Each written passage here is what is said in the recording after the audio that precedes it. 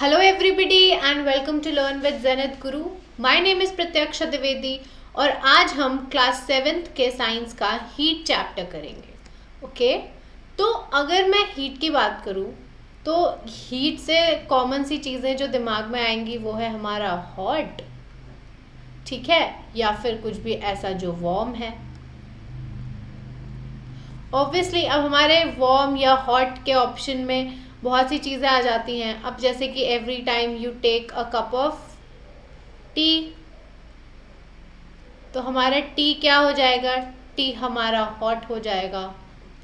But then hot के opposite भी तो एक चीज़ आती है जिसे हम क्या कहते हैं? कोल्ड. ठीक, अब जैसे कि हम एक आइसक्रीम लें तो वो हमारा क्या हो जाएगा? कोल्ड है, ठंडी चीज़ है. तो गर्म या ठंडे का कॉन्सेप्ट हम सब उससे बहुत अच्छी तरह से अवेयर हैं, ठीक है. बट ये जो हीट का कॉन्सेप्ट है इससे शायद उतना अवेयर नहीं है, इसीलिए we'll be studying about it in detail इस चैप्टर में, ठीक है. तो अब हमें ये तो बेसिक चीज़ें पता है कि हॉट क्या होता है, कोल्ड क्या होता है. तो आपकी बुक्स में एनसीईआरटी की एक एक्सपेरिमेंट दिया है. ये आपके 3 टब्स हैं. एक ए हो गया, ये आपका बी हो गया, ये आपका सी हो गया. ठीक, इसमें इन्होंने भर दिया है पानी. ए में इन्होंने रखा है हॉट वाटर, बी में इन्होंने रखा है कोल्ड वाटर और सी में इन्होंने रखा है मिक्स वाटर, ठीक है. अब आपको क्या करना है कि हॉट वाटर में जब आप हाथ डालेंगे तो आपको ऑब्वियसली बात है कि हीट फील होगा, गर्म फील होगा, ठीक है. और वैसे ही जब आप कोल्ड वाटर में हाथ डालेंगे तो आपको ठंडा फील होगा. आपको 2-2 मिनट अपना एक राइट हैंड ए में रखना है, टब ए में, और लेफ्ट हैंड टब बी में, ठीक है. अब उसके बाद 2-3 मिनट बाद 2-3 मिनट्स लेटर आपको पहले अपना राइट हैंड जो कि आपने ए में रखा था उसको ये मिक्स्ड वाटर में डालना है. एंड देन उसके बाद निकाल के आपको अपना लेफ्ट हैंड जो कि आपने बी में रखा था उसको डालना है. अब आपको क्या महसूस होगा? जो आपने बहुत देर तक गर्म पानी में हाथ रखा था उस हिसाब से आपको लगेगा कि पानी गर्म है, बट जो आपने बहुत देर तक ठंडे पानी में हाथ रखा था उस हिसाब से आपको लगेगा कि अरे पानी तो ठंडा है. तो इसीलिए क्या चीज़ें यहाँ पे क्या एक प्रॉब्लम क्रिएट होती है कि आप सिर्फ सेंस ऑफ टच से ये डिसाइड नहीं कर सकते कि जो पर्टिकुलर चीज़ है वो हॉट और कोल्ड है या नहीं है, बिकॉज आवर माइंड में डिसीव अस. इसीलिए जो चीज़ मतलब बहुत ही अप्रोप्रिएट या जो चीज़ बहुत ही इसको एकदम पर्टिकुलर बताने के लिए कि हाँ भाई क्या चीज़ हॉट है क्या चीज़ कोल्ड है, बना है हमारा टेम्परेचर. अब टेम्परेचर एक थोड़ा सा कॉमन कॉन्सेप्ट है, हम रोज़ सुनते हैं, न्यूज़ में चलता है, हर चीज़ में चलता है कि भाई टेम्परेचर क्या है, तापमान क्या है. तो टेम्परेचर क्या होता है? It is a reliable measure. एक रिलायबल मेजर है क्योंकि हमारा माइंड तो हमें डिसीव कर सकता है, इसलिए टेम्परेचर इंपॉर्टेंट है. एक रिलायबल मेजर है of the hotness of the object, ठीक है. अ reliable measure of the hotness of an object is its temperature. और अब टेम्परेचर मेजर करने का भी तो कोई डिवाइस होता होगा ना, तो टेम्परेचर मेजर करने के डिवाइस को हम कहते हैं थर्मामीटर. थर्मामीटर बीमार पड़ते हैं तो डॉक्टर के पास जाते हैं. थर्मामीटर थोड़ा कॉमन टर्म है, हमारा बुखार नापने के लिए काम आता है, हमारा बॉडी टेम्परेचर नापने के लिए काम आता है. तो अब वही चीज़ हम यहाँ पे पढ़ेंगे कि thermometer that measures our body temperature is called a clinical thermometer, ठीक है. जो हमारा बॉडी टेम्परेचर मेजर करे उसे हम कहते हैं क्लिनिकल थर्मामीटर. अब जब कभी आप बीमार पड़ जाते हैं तो ऐसे ऑब्वियसली टच करके तो बुखार का पता नहीं रख सकता ना, इसीलिए रिलायबल मेजर टेम्परेचर है. टेम्परेचर का पता कौन से डिवाइस से चलेगा? थर्मामीटर से। और थर्मामीटर जनरली हमारे माउथ में या हमारे आर्मपिट्स में लगा दिया जाता है, जिससे हमारी जो भी बॉडी हीट हो उसका पता लगाया जा सके। अब क्लिनिकल थर्मामीटर लगता कैसा है और वो बताता कैसे है कि मतलब है क्या? यहाँ पे आप देख सकते हैं हमारा एक क्लिनिकल थर्मामीटर दिया है, ठीक है। ये क्या होता है? आप इसकी ग्लास ट्यूब लाइक बॉडी देख सकते हैं, ठीक है। आगे एक बल्ब है which is metallic, Celsius scale पे रीडिंग्स हैं, और सबसे इम्पोर्टेंट जिससे हमें पता चलता है कि एग्जैक्टली इसमें है क्या, इसमें क्या प्रेजेंट होता है? मर्क्यूरी प्रेजेंट होता है। मर्क्यूरी जो भी इसमें से जाएगा, for example it stops at 39 degree Celsius, तो वो आपका क्या हो जाएगा? वो आपका बॉडी टेम्परेचर हो जाएगा 39 degree Celsius. Just a second, हाँ, तो वो आपका बॉडी टेम्परेचर हो जाएगा 39 डिग्री सेल्सियस। तो हमारा अपीयरेंस क्या है इस क्लिनिकल थर्मामीटर का? Glass tube like body, bulb metallic है, मतलब ये जो आगे ये जो बल्ब है मेटालिक है, और सेल्सियस में हम इसकी रीडिंग करते हैं, और इसमें अंदर क्या प्रेजेंट होता है? इसमें अंदर मर्क्यूरी प्रेजेंट होता है। अब जब भी हम रीडिंग करें, एक थर्मामीटर यूज़ करें, तो उसमें ना बहुत सी इम्पॉर्टेंट चीज़ें हमें देखनी पड़ती हैं, ठीक है। आई गेस हाँ, इसमें हमें बहुत सी इंपॉर्टेंट चीज़ें देखनी पड़ती है, तो हम उस पर ध्यान देंगे। Thermometer should be washed before and after use, preferably with N antiseptic solution, क्योंकि वो बहुत सारे लोगों के माउथ में या तो आर्मपिट्स में जाता है and it is very unhygienic, इसलिए हमें थर्मामीटर्स को प्रॉपरली एंटीसेप्टिक से क्लीन करना चाहिए। Ensure that before use mercury level is below 35। अगर जो हमारा mercury level है वो 35 के नीचे नहीं रहेगा तो वो एग्जैक्ट रीडिंग नहीं दिखाएगा। अगर मर्क्यूरी लेवल ऑलरेडी बढ़ा होगा तो हो सकता है ना कि 1-2 सेल्सियस बढ़ा के ही दिखा दे। उसके बाद क्या लिखा है? Read the thermometer keeping the level of mercury along the line of site. अब यहाँ पे इसलिए मैंने एक डायग्राम भी मेंशन किया है, आप देख सकते हैं। फॉर एग्जाम्पल ये मेरा थर्मामीटर है, तो मैं इसे ऐसे चेक करूँगी, ऐसे नहीं करूँगी, ऐसे नहीं करूँगी, ऐसे नहीं करूँगी, आँखों के हिसाब से लाइन ऑफ साइट के अकॉर्डिंग चेक करूँगी ताकि मुझे एग्जैक्ट रीडिंग मिले। Handle the thermometer with care, if it hits against some object it can break. Do not hold the thermometer by the bulb while reading. ऐसे bulb से पकड़ के नहीं हमें करना है। अब थर्मामीटर का टूटना इतना मतलब कॉशन क्यों दे रखा है कि ये बहुत इंपॉर्टेंट है, थर्मामीटर टूटना नहीं चाहिए, ध्यान से रखना चाहिए, क्योंकि उसमें प्रेजेंट है मर्क्यूरी। मर्क्यूरी एक मेटल है, इट्स अ लिक्विड मेटल। आगे जाके जब आप मेटल चैप्टर पढ़ेंगे तो ये एक्सेप्शन में भी आएगा कि मेटल्स तो जनरली सॉलिड होते हैं बट मर्क्यूरी लिक्विड है। और ये लिक्विड तो है बट ये बहुत ही ज़्यादा क्या है, पॉइजनस कह लीजिए या फिर टॉक्सिक मेटल है, and it is very difficult to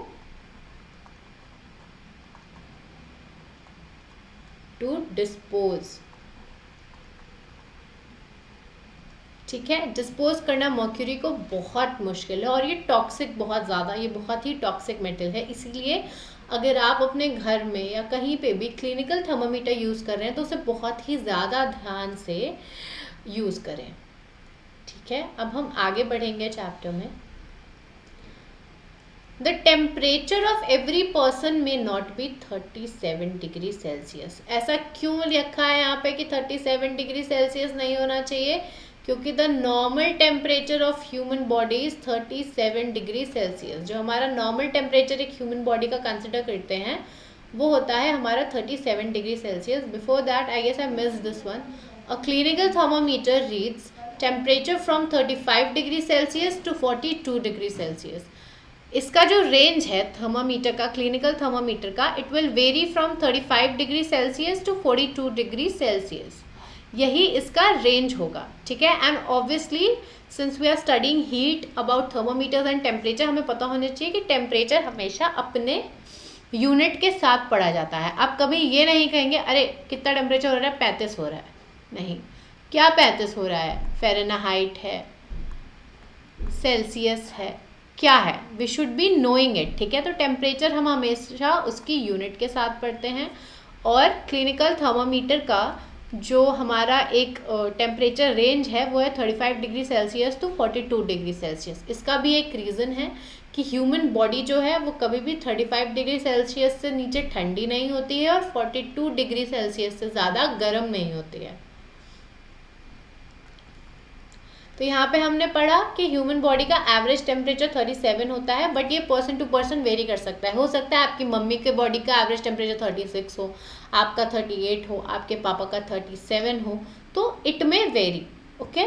but we call it normal temperature because वो average body temperature of a large number of healthy person है। मतलब अगर हम बहुत सारे लोगों के बॉडी टेम्परेचर का एवरेज निकालेंगे तो वो 37 जो कि 37 डिग्री सेल्सियस है वो आता है।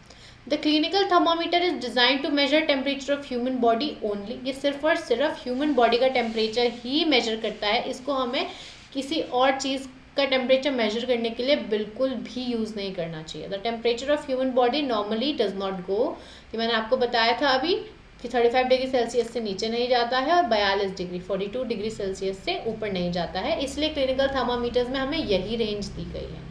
अब एक क्वेश्चन है जो कि पढ़ना बहुत इंपॉर्टेंट है, इसलिए मैंने इसे यहाँ मेंशन किया है। Do not use a clinical thermometer for measuring the temperature of any object other than the human body. Also avoid keeping the thermometer near the sun और near a flame, it may break. तो अब मैंने आपको पढ़ाया कि आप इसको use नहीं कर सकते ह्यूमन बॉडी के अलावा किसी का टेम्परेचर नापने के लिए, तो बाकी चीज़ों का टेम्परेचर आप कैसे नापेंगे। फॉर एग्जाम्पल मैंने आपको एक बकेट ऑफ हॉट वाटर दिया और मैंने बोला इसका टेम्परेचर बताओ। अब आप थर्मामीटर, क्लिनिकल थर्मामीटर तो लाएंगे नहीं, इसीलिए क्या बना है, लेबोरेटरी थर्मामीटर्स होते हैं। यहाँ पे आप देख सकते हैं लेबोरेटरी थर्मामीटर का एक फिगर दिया है, ये एक बीकर में पानी है और वो देख रहे हैं कि उसका टेम्परेचर क्या है। सॉरी। तो ये और जो हमारा लेबोरेटरी थर्मामीटर होता है, हमारे क्लिनिकल थर्मामीटर का 35 टू 42 है डिग्री सेल्सियस रेंज। लेबोरेटरी का क्या है, -10 Celsius to 110 Celsius degree Celsius. अब इसको यूज़ करने में क्या क्या प्रिकॉशंस है, इसे हमें एकदम सीधा रखना है, टेढ़ा। फॉर एग्जांपल ये बीकर है और अगर इसमें हमारा ये थर्मामीटर है तो ये ऐसा नहीं होना चाहिए, ऐसा नहीं होना चाहिए, थोड़ा सा भी टिल्टेड नहीं होना चाहिए, एकदम सीधा होना चाहिए जैसे यहाँ पे है। Bulb should be surrounded from all sides by the substance. जो बल्ब है वो हर तरफ से सब्सटेंस के साथ सराउंडेड होना चाहिए, नहीं कि बल्ब आधा ऊपर है। और वैसे ही जो बल्ब है उसे सरफेस को नहीं टच करना है उस पर्टिकुलर कंटेनर के जिसमें हम जो भी चीज़ है उसे मेजर कर रहे हैं। अब हमने दो टाइप के तो थर्मामीटर्स पढ़ लिए, लेबोरेटरी थर्मामीटर पढ़ लिया और हमने क्या पढ़ लिया, क्लिनिकल थर्मामीटर। वैसे ही मैक्सिमम एंड मिनिमम वाला भी थर्मामीटर होता है। अब आप अगर सुबह सुबह न्यूज़ सुनेंगे तो न्यूज़ में क्या सुनते हैं, maximum temperature was 38 degree Celsius and minimum temperature was 20 degree Celsius. तो ओके मैंने बहुत ज़्यादा वेरिएशन बता दी, बट ऐसा आप एग्जाम्पल ले सकते हैं। तो ये कैसे पता चलता है हमें, इसके लिए अलग से एक मैक्सिमम मिनिमम थर्मामीटर होता है। यहाँ पे हम वेदर रिपोर्ट्स क्या करते हैं, यहाँ पे मेजर होते हैं, ठीक है। उसके बाद हम आगे बढ़ेंगे। क्लिनिकल थर्मामीटर के बारे में जो हमने पढ़ा था, इसमें ना एक किंक दी होती है, आप देख सकते हैं। ये किंक क्यों दी होती है, ये किंक इसलिए दी होती है सो दैट जो मर्क्यूरी का लेवल है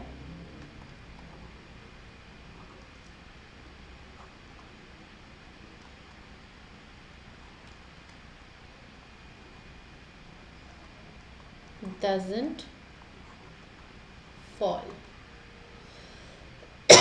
सॉरी, ये किंक है, जो मर्क्यूरी का लेवल है वो फॉल ना हो। अब हमारे घरों में क्लिनिकल थर्मामीटर्स तो इतने इजीली मिलते नहीं, बट डिजिटल थर्मामीटर्स तो हर जगह क्या होते हैं, प्रेजेंट होते हैं घरों में। और ये क्या है, they are safer to use, क्योंकि इसमें कोई मर्करी नहीं होती, ये डिजिटलाइज्ड होते हैं, इजी टू हैंडल होते हैं। इनमें हमें कुछ ऐसा रीडिंग लाइन ऑफ साइट के साथ नहीं देखना पड़ता है, रीडिंग इसमें डिजिटली आ जाती है, and we get to know what the body temperature is. Now we will see mode of transfer of heat.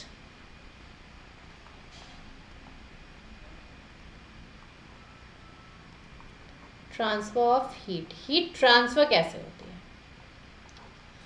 अब मान लीजिए कि आपकी मम्मी ने खाना बनाया, ठीक, और उन्होंने एक, जिस भी कढ़ाई में उन्होंने खाना बनाया वो फ्लेम पे थी, उसमें उन्होंने, इट वॉज ऑलरेडी हॉट, उसमें उन्होंने एक स्पून डाल दिया विच वॉज कोल्ड।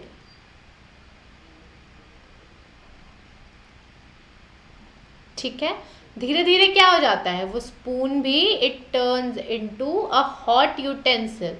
पर ऐसा क्यों होता है, ये होता है कंडक्शन के प्रोसेस से। कंडक्शन का प्रोसेस क्या होता है, इसमें जो हीट होती है it travels from hotter end to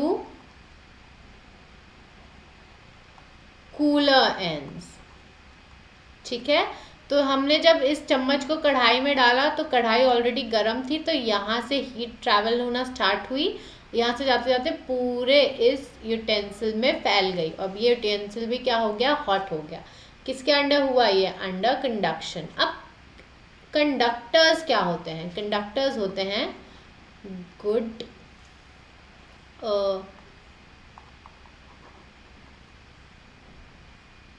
who can easily transfer heat। Transfer heat, ये इजीली क्या कर सकते हैं, कंडक्ट कर सकते हैं हीट को। ठीक है, अब इसमें सबसे पहला एग्जाम्पल किसका आ जाएगा, हमारे सारे जो भी मेटल्स हैं बहुत जल्दी हीट अप हो जाते हैं, so they are good conductors of heat. वैसे ही इंसुलेटर्स क्या होते हैं, हमारे पुअर कंडक्टर ऑफ हीट।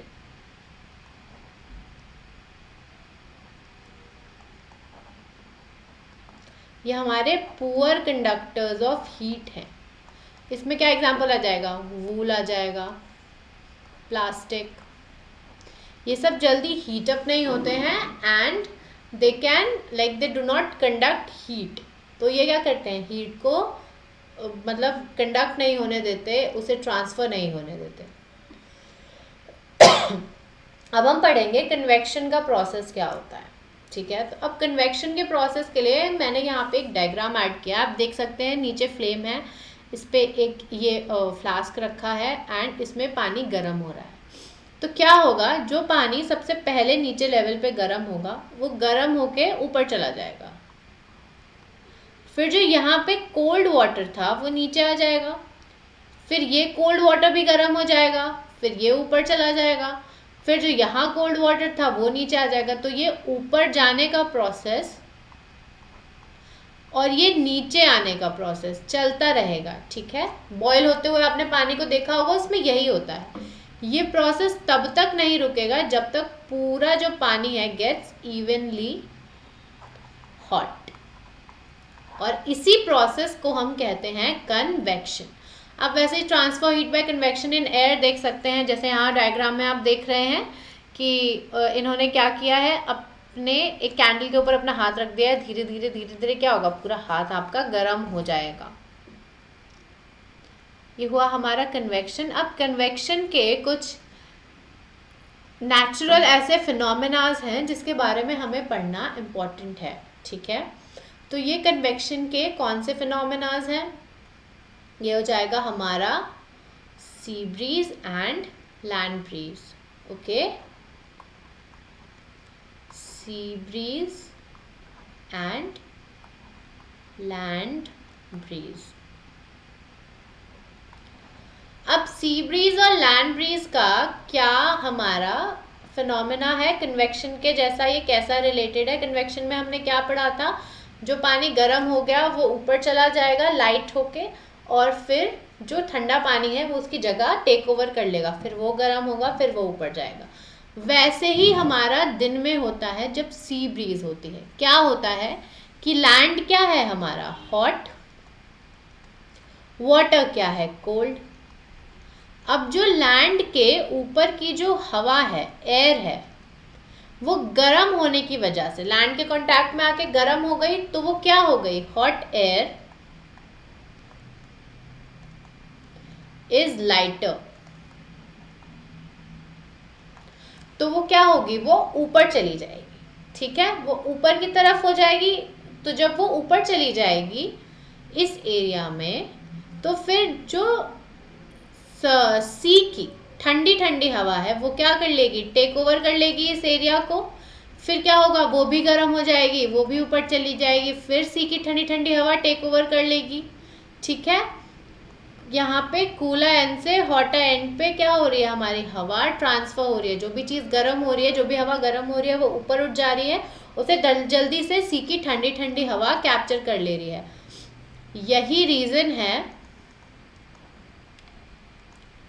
यही रीज़न है कि कोस्टल एरियाज में सी फेसिंग विंडोज होती हैं, क्योंकि उन्हें ठंडी हवा आती है। उसका रीज़न मैंने आपको बता दिया, हमारा सी ब्रीज होता है, और सी ब्रीज की वजह से क्या होता है, जो गर्म हवा ऊपर उठ जाती है और जो ठंडी हवा है वो उसे टेक ओवर कर लेती है। वैसे ही रात को एक कंप्लीटली उल्टा फिनोमेना होता है, जो होता है हमारा लैंड ब्रीज का।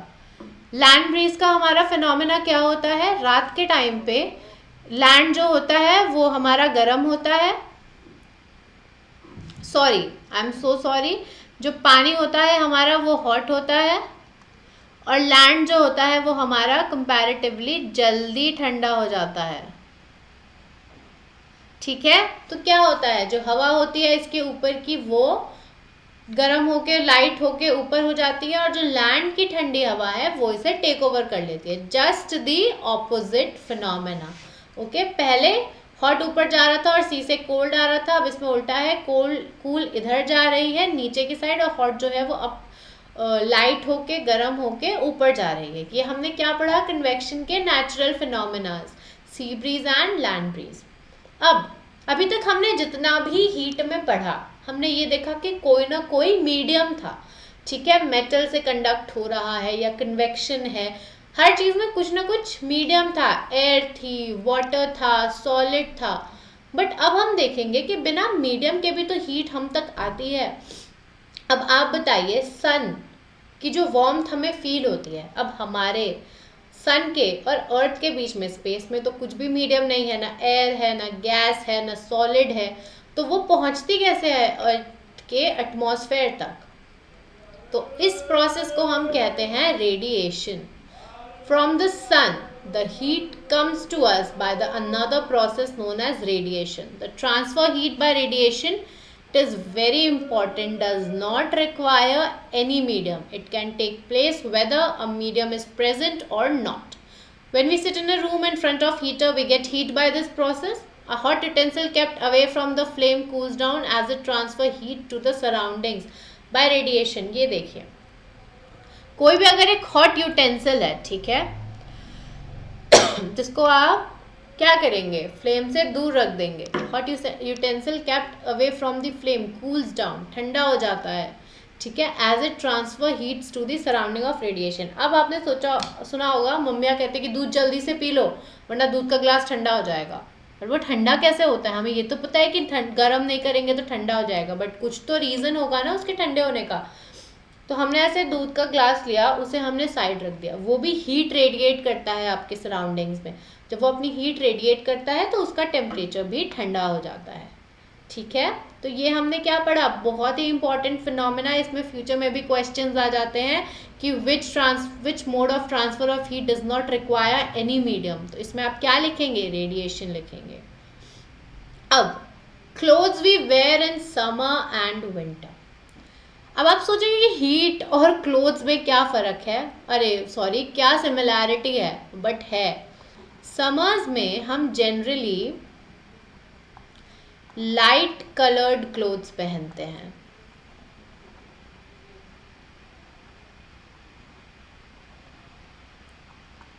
और विंटर्स में हम डार्क कलर्ड क्लोथ्स पहनते हैं।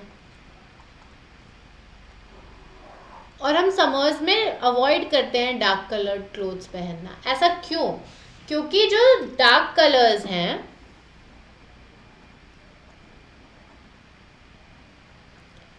Absorb more heat. अब समर्स में तो वैसे ही गर्मी लगती है सॉरी। और अगर आप मैंने भी वैसे ब्लैक ही पहना है, बट हाँ, अगर मैं ये ब्लैक पहन के समर्स में बाहर जाऊंगी तो मुझे और गर्मी लगेगी, क्योंकि ये ज़्यादा अब्जॉर्ब करेगा हीट को। बट अगर आपने कोई भी लाइट कलर पहना है, लेट्स से बेबी पिंक है, कोई मिंट ग्रीन ऐसा कलर है, तो वो हीट को कम अब्जॉर्ब करेगा, ठीक है, इसीलिए। और हम विंटर्स में वुलन क्लोथ्स पहनते हैं। ऐसा हम क्यों करते हैं? क्योंकि वूल इज एन इंसुलेटर। वो हीट को क्या करता है? It traps our body heat. वो उसे बाहर कंडक्ट ही नहीं होने देता, ठीक है। जब वो बाहर हीट को जाने ही नहीं देगा तो ऑब्वियसली हमारी बॉडी क्या होगी? गर्म होगी। Hence keeping our body warm. Okay, अब ऐसे ही मैंने यहाँ पे लास्ट में कुछ की टर्म्स ऐड कर दिए हैं ताकि हमें याद आ जाए।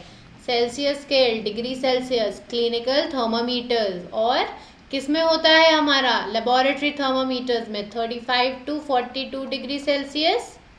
और ये किसका है? क्लिनिकल थर्मामीटर का। और -10 degree Celsius to 110 degree Celsius किसका है? लेबोरेटरी थर्मामीटर का रेंज है ये। कंडक्शन क्या होता है? Transfer of heat from hotter end to the cooler end. Conductors क्या होते हैं? जो गुड कंडक्टर्स होते हैं हीट के। कन्वेक्शन क्या होता है?